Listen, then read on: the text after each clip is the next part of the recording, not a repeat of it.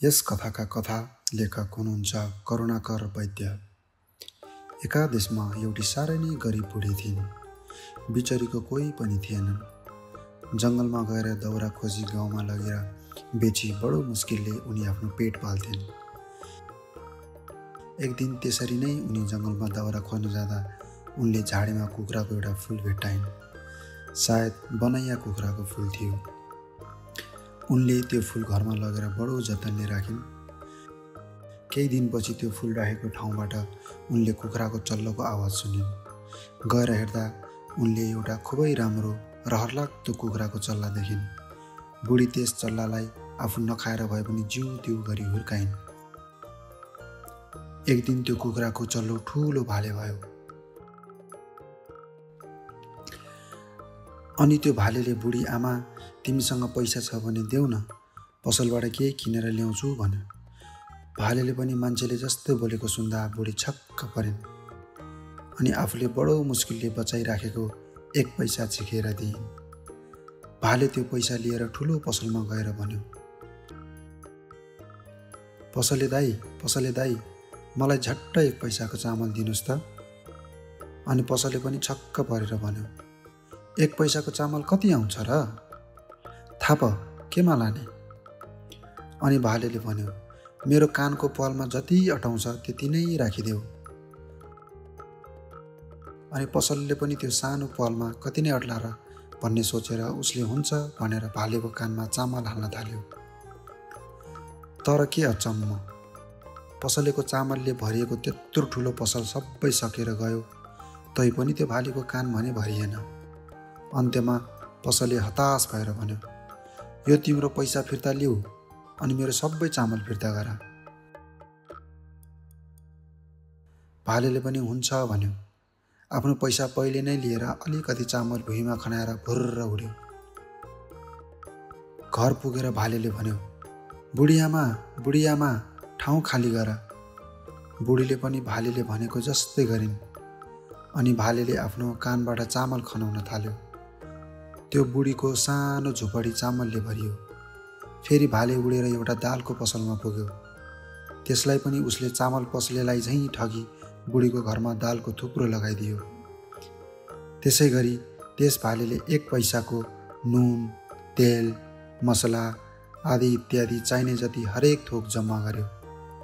अनि ती वस्तुहरूको सहायताले बुढी र भाले दुवै मिली दरबार जस्तो एउटा ठुलो घर बनायो।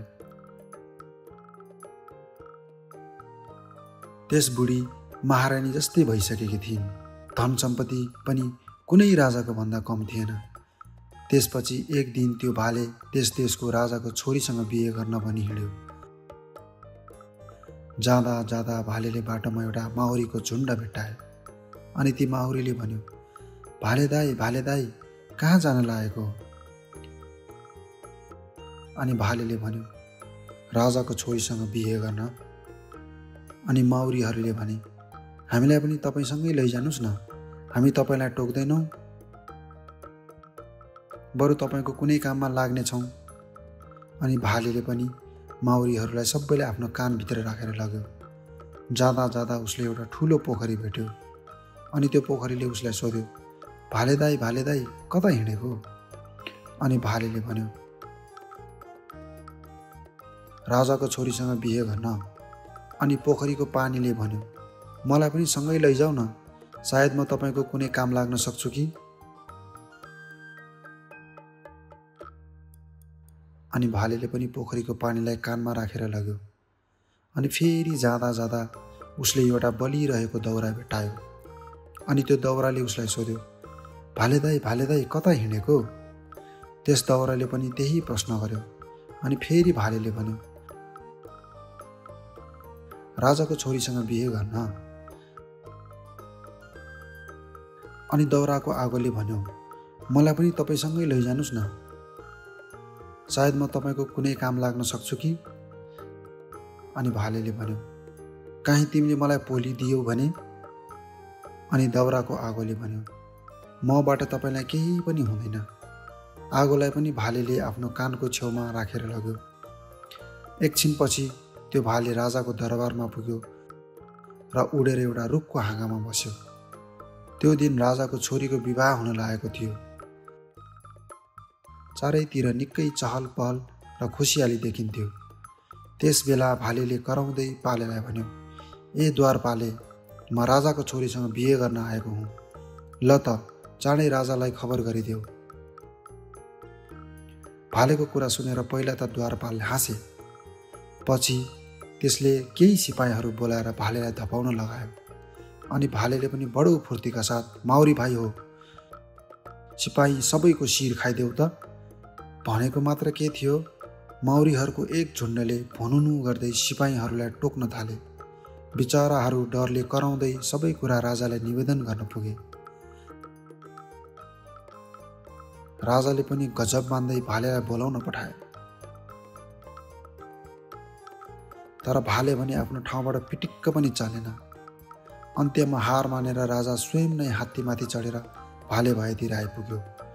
राजालाई देखेर भालेले बडो आदरका साथ भन्यो, राजा हजुर, म हजुरको छोरीसँग बिहे गर्न भनी आएको हुँ।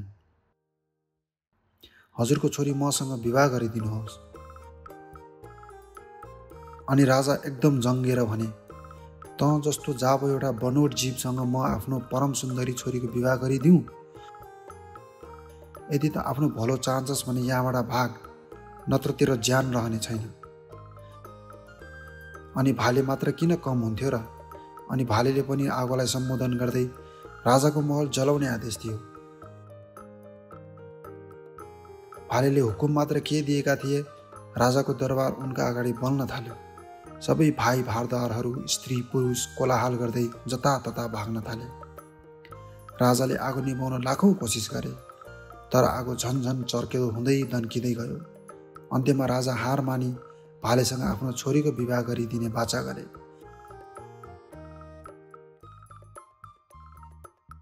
त्यसपछि भालेले पानीलाई आगो निभाउने आदेश दियो। तुरुन्त आगो निभ्यो र पहिलेको भन्दा पनि राम्रो दरबार खडा भयो। अनि राजाले बडो धुमधामका साथ भालेसँग छोरीको विवाह गरिदिए। अनि भाले र राजकुमारी लावा लस्कार साथ बाजा बजाउँदै आफ्नो घर पुग्यो। आफूले राजकुमारी बुहारी पाएको देखि बुढी पनि दङ्ग परिन्। त्यस दिनदेखि तीनजना अनेक नोक्कर चाक्कर भई भारद्वारहरूले घेरिएर आनन्दपूर्वक बस्न थाले।